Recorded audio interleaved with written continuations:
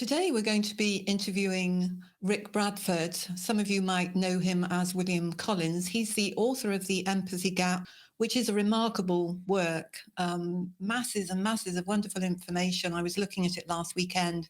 And if you want to find anything out about some of the issues that we're discovering are so complicated and difficult, then I would definitely recommend going to Rick's resources, because he knows so much about all the kinds of things that we're talking about. So let's get started.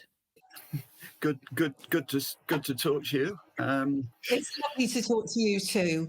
And you've got so many roles, but I was going to ask you first of all to talk to us a little bit about your trusteeship, because you are a trustee of a very interesting charity that's discovering a lot about men's issues. And I'll leave it to you to introduce some information about that.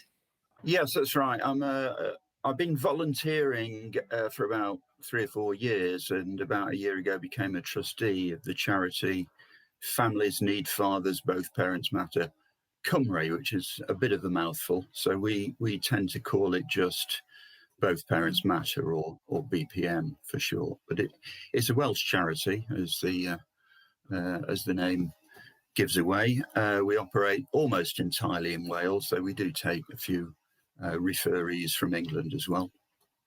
And people might be more familiar with the English charity FNF, Families Need Fathers. So we're a sort of Welsh sister charity. So our main raison d'etre is to provide support to non-resident parents, almost invariably over child contact, child arrangement issues.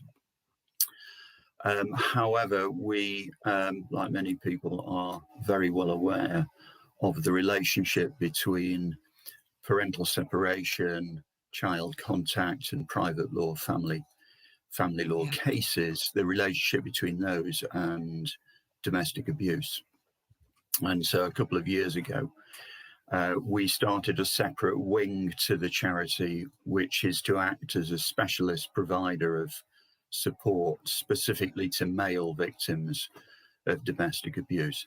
So as far as the main service of the charity is concerned, which is support to non-resident parents, we do support parents of both sexes, both fathers and mothers. But of course, non-resident parents overwhelmingly are men. So in practice, 95%, 96% of our service users are men.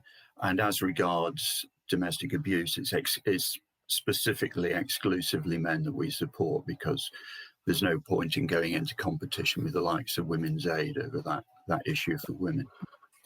I think, am I right to think that you've collected a lot of information about your members, about the in relation to domestic abuse, for example? Is that right? Yes, that's right. We have been doing for a number of years, but we really got our act together about 18 months or so back, around about September 2019, when we did a couple of things. We first of all started using an online system for our caseworker files. So we've got everything in one place, whereas before we had lever arch files of paperwork, which was a bit incomprehensible to get to grips with.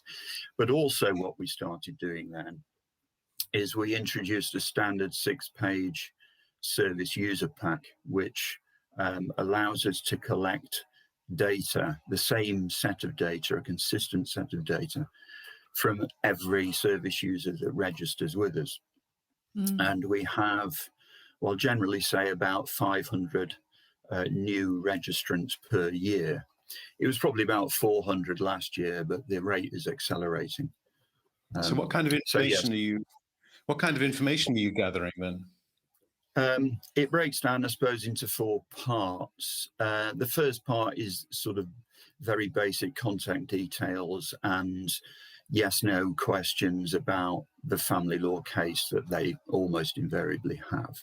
So that's the simple stuff. And if you phone the helpline, for example, the material they will collect from you on the helpline is limited to that.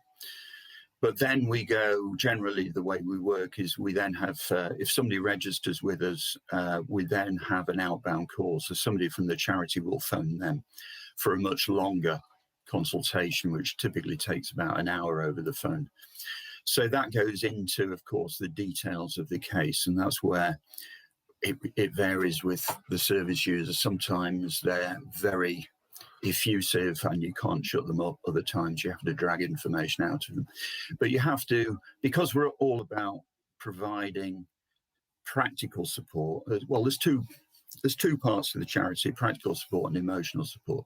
But on the practical side, you want to know the facts of the issue. So rather like a solicitor would want to know the facts of the issue. So that part of it is all about delving into the case and what they really need and focusing them on a constructive approach. So you might encourage them to write some sort of parenting plan and write down in very simple bullet point form what they really want to get in a realistic way from the case without just banging the table and saying non-constructive things like, I want to see the kids, which of course they all say. But there's two other parts to it, which we may well be unique in terms of men's charities in doing this, or predominantly men's charities, in that we put all our registrants through the standard domestic abuse risk indicator checklist. So this is the standard checklist that's used in the women's sector, is developed in the women's sector. So it used to be called the CARDA Dash checklist. It's now the Safe Lives checklist. So it's a standard set of 24 questions. We ask exactly the same questions, apart from one question, which I think I can't remember the exact words, but in the women's version, it asks, have you been pregnant, I think, over the last year? Well, that's obviously not appropriate for men. So we changed that slightly to, have you had a baby? That is, obviously, has your partner had a baby in that period? Yeah. So other than that very slight tweak, it's identical to the questions that women get asked. What kind of information are you getting from that? Well, it's extremely interesting, and particularly when you relate it to the last bit of the data we collect. Because the last bit is we ask our service users, we put them through 2 standard psychology questionnaires aimed at quantifying mental well-being and social and emotional isolation, commonly called loneliness. So we've now got a lot of data. Many hundreds of service users have completed all that. So we can play tunes on that in terms of looking at the relationship between the psychology results and the risk indicator results. So that's interesting. So let me give you some basic stats first. I've said how many service users we register, but you have to bear in mind throughout everything I'm saying that this isn't a random cross section of the public. These are people who are undergoing parental separation, overwhelmingly men. They've almost invariably got live family court cases, which means there is some sort of contested issue, almost invariably over child contact. So that's the demographic we're looking at in terms of the background.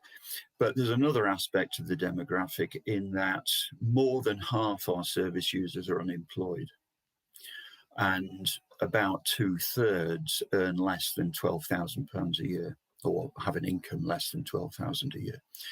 So it's also very skewed to that lower socioeconomic group, which has a bearing on things as well, I expect. Mm-hmm. So if I can sort of take you through some of the big picture statistics here.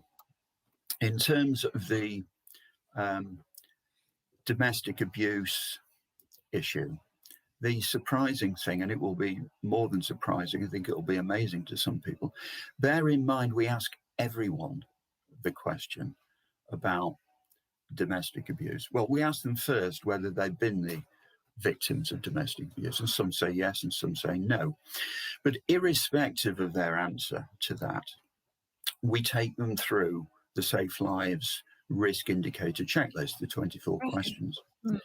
And what we find is many men who say, no, I'm not a victim of abuse, turn out to be a victim of abuse when you actually take them through that checklist. And some of them are even in the high risk category. Goodness. So I've got a statistic here for the proportion of our service users that we reckon are victims, and that is based on either they self-report being victims or they score 10 or higher on the risk indicators. That's 10 out of 24. So 10 is moderately high, 14 is high. The answer is 71% meet that criterion. 71%. And what sort of abuse, sorry, Rick, to interrupt you, what sort of abuse is the most prominent for men? Can you identify? That's a very, very good question, which I was going to expose. And it's the answer, of course, is obviously that when it comes to our service users, there's one question, question 7, which is there conflict over child contact? Well, there's a selection bias here. It's not surprising that 93% answer yes. It's only surprising it isn't even more, because they're a self-selected group on that basis. So that actually means nothing. What is surprising, though, is the second highest, because the second highest is question 12, which is this: does the abuser try to control everything you do, and or are they excessively jealous? And the result there is 88%.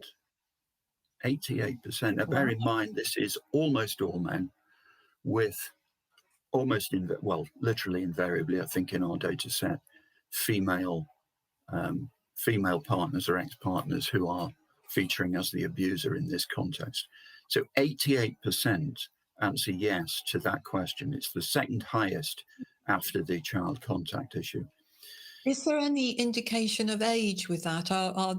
Is a particular age group more commonly reporting that, or is it just across the board? Well, that's a good question. I haven't tried correlating the answer. Something just happened to your microphone, I think. Yeah, I haven't tried correlating individual questions with that, but our age range, I mean, I have a histogram of age range, and it peaks in the age range 34 to 39. That's where most of our service users are, but we cover all ranges. I mean, the youngest is 18 and the oldest is 84. So we do cover a huge, but of course there's not very many at 18 or above 65, let's say.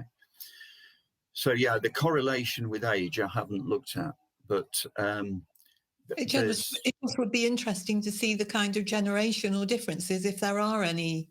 That's I'd true. love to know. That's true. Yeah. No, I'm preparing another paper probably for publication later this year, in which I'm going to drill into the answers to individual RIC questions. That's the risk indicator checklist questions, and look at correlations with those. What I've done in an existing publication, though, is look at not the individual questions, but correlation of well-being and loneliness with the overall RIC score.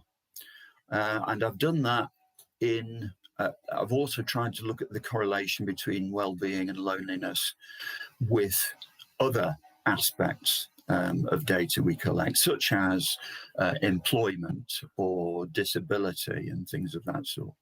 And what was very striking in that earlier piece of work that was published in December is that it is the correlation with, or the relationship with, the risk indicator checklist, the domestic abuse issue, which is easily the strongest.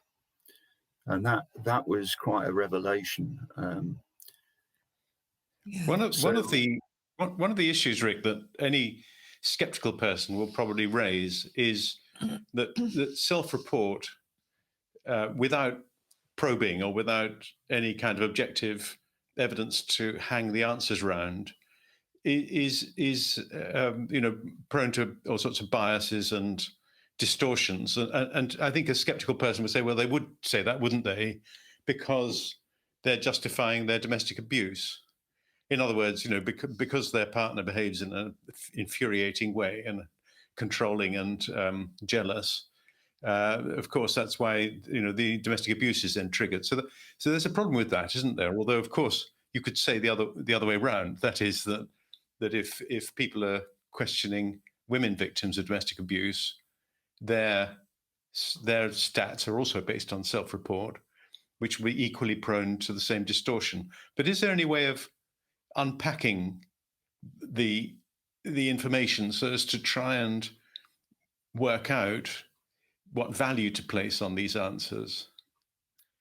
Yeah, well, these are good questions, of course, and you're certainly right in principle. I mean, they are self-reports, and that's always going to be prone to some suspicion. But there's a number of responses to that. Firstly, it's the standard tool delivered in the same way and interpreted in the same way as is done in the women's sector. So in that sense, it's comparable. Another response is this is the tool that is accepted as being the methodology that would be used, for example, in evidencing for legal aid purposes, which is one of the things we use it for. But there's another powerful piece of evidence here in support of it not being as skewed as you might imagine. And part of this comes from people who take men through this risk indicator. They have to explain what the questions mean. Let me give you an example. There's one of the questions that relates to the use of weapons. And you might get an knee-jerk response, no, she's never used weapons. And then you have to say, weapon doesn't just mean a gun or a knife. It can mean anything. And you can get a response, and this is an actual case. Oh, would having a pint mug smashed on your head count? And this is a man that said no. Okay. So there may be a bias, but it may not be in the direction you think. So that's one thing, and you do come across this quite commonly. And I've already alluded to this in that many men will say they're not victims of abuse, but if you, I mean, I plotted the histogram of the RIC scores of men that say they're not victims of abuse against the histogram for everyone, or for those that say they are. And it's not that different. Yes, it's slightly skewed to the lower risks, but you still get plenty of men that are in the high risk category that said they weren't victims of abuse. And it's because of this phenomenon that they don't recognize it. It's quite remarkable. Can I interrupt you again, though, Rick? Because one of the features of the DAP program, for example, which the ones that originate in Duluth and take quite a challenging approach to men, is that the rationale behind them is that male domestic abuse is driven by patriarchal assumptions amongst men that they're entitled to be in control of female partners. And so that's presumably the response that you'd get, to say, well, these men just assume that their partners are going to be obedient and compliant, and the fact they're not as compliant and obedient as they should be is simply a demonstration of these men's patriarchal assumptions. Because that's a powerful ideology that's coming through with the kind of women activists,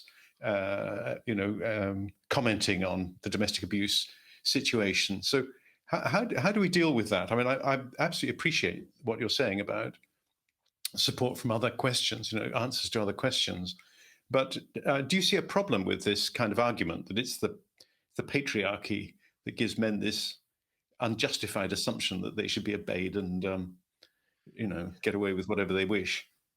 Well, does it apply to you, George? Are you a nasty, abusive patriarch who bases your relationship with women on power and control? I'm going to be humble here and take a kind of Harry Windsor approach, which is you never know until some woke partner tells you so, and then you suddenly realize, of course, that it's a hidden It's a hidden pattern of behavior that you had never noticed in yourself before. But that hasn't happened to me yet. I haven't yet been woken from whatever lack of insight I have. But of course, the data from our service users, I mean, it isn't really our charity's business to conduct psychology research. We've strayed into it because of the results that I've yet to show you in terms of well-being and loneliness. And they're interesting results because I think they're probably unique in the men's DV sector. So it's important to publish them, but I don't pretend to have gone into the broader issues. But just my knowledge of the domestic abuse research literature is such that it's known actually amongst researchers who do not come at it from an ideological perspective, that the power and control patriarchy theory only applies in a very small percentage of domestic abuse cases. It does occur, of course. There are men like that, but it's in single figures of percent that applies. It's not the typical ideology at all. And you mentioned Duluth. I mean, the fact that it's not the typical ideology is sort of demonstrated by the failure of Duluth to work, which is also well known. It's so well known that even the adherents of it are quietly pulling away from it. I know you've interviewed David Eggins and Denise Knowles on this topic, and they probably made, I think, a passing reference to the Drive project. Well, that I think is all about slowly pulling away from Duluth because it doesn't make sense. But this is all way beyond what the charity can tackle. Of course, but it's an important source of information which is lacking anywhere else. And having hundreds of data points is tremendously valuable. That's right. And the really interesting thing is when we get on to the well-being, the tests that really put numbers to what we already knew in dealing with these men. They don't all come to us in a completely destroyed state, but a lot of them do. So we've got two measures here. Let's start off with the loneliness one. So for the experts listening, we use the 11-point De Jong-Gervald scale for this, which measures both social and emotional isolation. And the big picture results are that only 18% of our service users are not lonely, only 18%. And that compares with between more than half to almost 2/3 of the general public would say they were not lonely. And then if you look at the other end, 36% of our service users are either severely lonely or very severely lonely, which has a prevalence in the general population of only 5%. So, 5%, and that is 5%. 5% are severely. Third of these people are very, very lonely. A bit more than a third. Yeah. So it's extremely skewed, and it's very obvious when you ask the questions, that it's going to come out that way. And this is a problem. It'll be a problem for women as well, but it's notoriously a particular problem for men because men tend to put all their emotional eggs in one basket. So when their family separation occurs, they lose all their social support at the very time they need it most. So social isolation is a major issue, and it's one of the things that we're trying to address more effectively in the charity. I did mention that the charity gives practical support, things like legal aid, applications, help with filling forms, concentrating people's minds on constructive approaches and all the practical stuff. But we do also have an emotional support wing to the charity, what we call our buddy support group, where we have a member of staff who's the buddy coordinator and a team of volunteer buddies whose sole role is to essentially befriend people at the moment by phone. But hopefully when lockdowns end, we want to get more active in terms of social groups, things like going out for walks in the countryside and things like that, because breaking this social isolation is a major issue that we need to tackle. So that's the loneliness thing, and essentially the same sort of thing is reflected in the mental well-being scale. So here we use the shorter Warwick-Edinburgh scale, which is 7 questions. So it's scored, each scoring 1 to 5. So the score is from a low of 7 to a high of 35. And perhaps I can send you the graph later, but general populations have a beautiful normal distribution. Our service users have a log normal distribution, which, as you know, is skewed to low values. So 3/4 of our service users have mental well-being below average, and a staggering 28% score at a very low level, which has a prevalence in general populations of only 2%. And they'll be the same people in general that are displaying severe loneliness. I've correlated the 2 things, and the 2 things are very obviously anti-correlated. And presumably suicidal. That's one of the risks that we need. Yes. We also ask, as part of the RIC, we ask people a question about, are you depressed or having suicidal thoughts? That's a standard RIC question. So we get 80% of our service users saying yes to that, but mostly that's depression. And given the circumstances they're in, that's not really surprising, because it isn't necessarily clinically diagnosed depression. People interpret that their own way. Some of it is clinically diagnosed, by the way, and quite a few of them are on medication. But we also follow that up with a subsidiary question, if we get an answer yes to that, to ask specifically about suicidality. So we ask them whether, you've actually been thinking about suicide, or have you in the recent past been thinking about suicide? So 24% of our service users say yes to that. 24% are either currently undergoing suicidal ideation or have in the recent past. And about 5%, I think it's 4.4% now, have actually attempted suicide. It's 1 in 20. So the risk, 1 in 20 have actually attempted suicide. Approaching 1 in 20. Yeah. So these prevalence levels, if you know what the suicidality and suicide attempt prevalence is in the general population, I can't quote it offhand, but they're very, very small percentages. So these are way, way, way, way higher.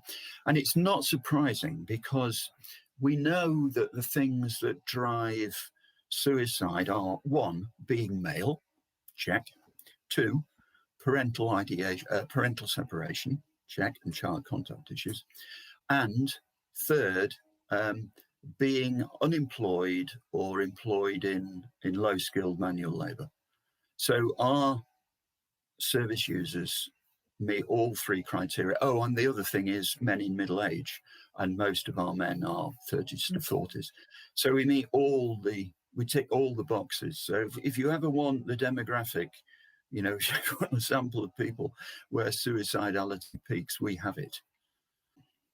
And of course, men express their distress in ways that are different from women. I mean, if one can generalize, but I think there is a difference in that the population prevalence of depression is much higher in women, lifetime risk of depression much higher in women. But in men, the equivalent is often regarded as alcoholism and other dysfunctional behaviors which express themselves more aggressively rather than withdrawing and becoming helpless. Men tend to lash out, or at least that's the risk. Yes, that's right. And so there is the risk that our socially isolated and depressed men turn to alcohol and drugs. And that does happen to some degree, and I'm sure it happens. We don't measure that, by the way, but I'm sure it must happen to a greater degree than in the general public. It's virtually inevitable. So you're right. I mean, it is well known, isn't it, in the psychology literature, that men tend towards externalizing behaviors, and women to internalizing behaviors. Yeah, as symptoms. Yeah, that's right. Do you consider the other interesting? Sorry, Jill, carry on. Do you consider the impact of the family court proceedings on these men, the way in which the process evolves? We don't gather data on that. I mean, No. informally we know, of course, and we know because service users keep coming back to us. You know, they don't come along for some advice. We advise them, they fill in the forms and go away, and we never see them again. Well, a lot of them we never see again. We don't necessarily know what happens to them, but some come back a few months later or even a few years later when they find that court orders haven't been obeyed or there's some other issue arisen. So yeah, and of course we have done, not with our service users, but we used to run annually something we called the Welsh Dad Survey. We haven't done it for a few years now, but that was a survey of anyone that was a father in Wales, so not necessarily even people that had been involved with the family courts.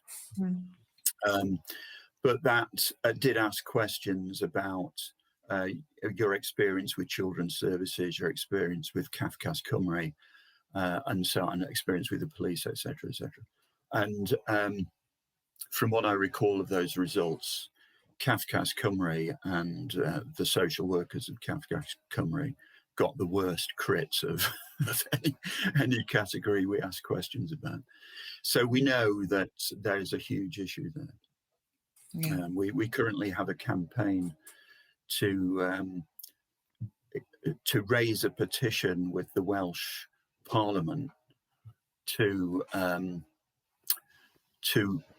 propose legislation to make recording of social workers with parents when they're interviewed in the context of child arrangement, to make recording compulsory.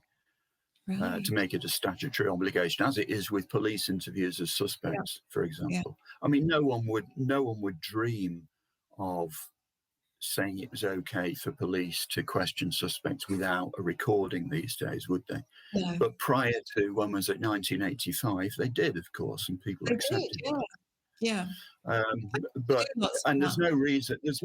I put together a definitive, what I modestly call the definitive case in favour of that recording recently, and there's really no downside other than if you want the opportunity to spin things your way.